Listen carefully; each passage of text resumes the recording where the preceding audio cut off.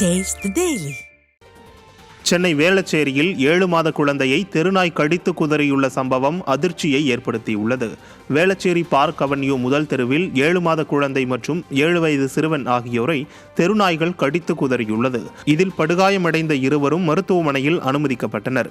சென்னை பெருநகர மாநகராட்சிக்குட்பட்ட பகுதிகளில் நாய்களின் இனப்பெருக்கம் அசுர வேகத்தில் அதிகரித்து வருகிறது.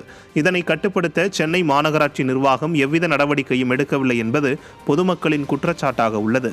நாய்களின் இனப்பெருக்கத்தை கட்டுப்படுத்த ஆண்டுதோறும் கால்நடை பராமரிப்புத்துறை 10 கோடி ரூபாயை ஒதுக்குகிறது. அதன்படி கடந்த 2023ஆம் ஆண்டு செப்டம்பர் மாதம் முதல் ஒரு நாய்க்கு கருத்தடை செய்வதற்கு 1650 ரூபாய் ஒதுக்கியும் இந்த நிதி முறையாக செலவிடப்படுகிறதா என்ற சந்தேகத்தில் சென்னை மக்கள் உறைந்து போயுள்ளனர். நாயை பசங்க ஸ்கூல் போக முடியல, பசங்களே கடிச்சிச்சு. என் பையனே ஒரு தடவை காலாண்ட கடிச்சிச்சு. நான் இப்போ தான் ஊசி போட்டுருக்கிறேன்.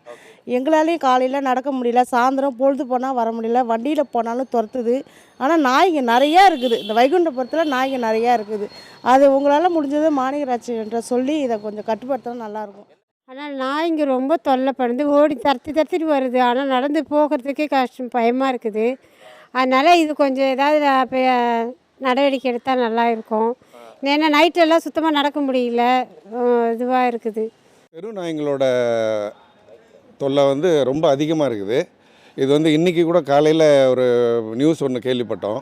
வேளச்சேரியில் ஒரு சின்ன 2 வயசு குழந்தைய கடிச்சிட்டதாகவும், அதே மாதிரி அவங்களுடைய பிரதரை கடிச்சிட்டதாகவும், 2 பேரையும் ஒரே குடும்பத்தில் இருக்கிற 2 பேரையும் அந்த நாய் கடிச்சிட்டதாக கேள்விப்பட்டோம்.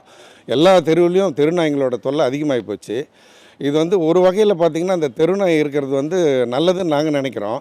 ஆனால் அது கடைசியில் பார்த்திங்கன்னா இனப்பெருக்க நாள்லேயும் அதுக்கு சரியான தீனி இல்லாத நாள்லேயும் சாப்பாடு இல்லாத நாள்லேயும் போகிற வரவங்களெல்லாம் சேர்ந்து கடிச்சிருது. தமிழகம், புதுவை மற்றும் காரைக்கால் பகுதிகளில் 7 நாட்களுக்கு பொதுவாக வறண்ட வானிலை நிலவக்கூடும் என சென்னை வானிலை ஆய்வு மையம் தெரிவித்துள்ளது. கடந்த 24 மணி நேரத்தில் ஈரோட்டில் அதிகபட்சமாக 35 டிகிரி செல்சியஸ் வெப்பம் பதிவான நிலையில் குறைந்தபட்சமாக கரூர் மாவட்டம் பரமத்தியில் 15 டிகிரி செல்சியஸ் வெப்பம் பதிவாகியுள்ளது. சென்னையை பொறுத்தவரை அடுத்த 48 மணி நேரத்திற்கு வானம் ஓரளவு மேகமூட்டத்துடன் காணப்படும்.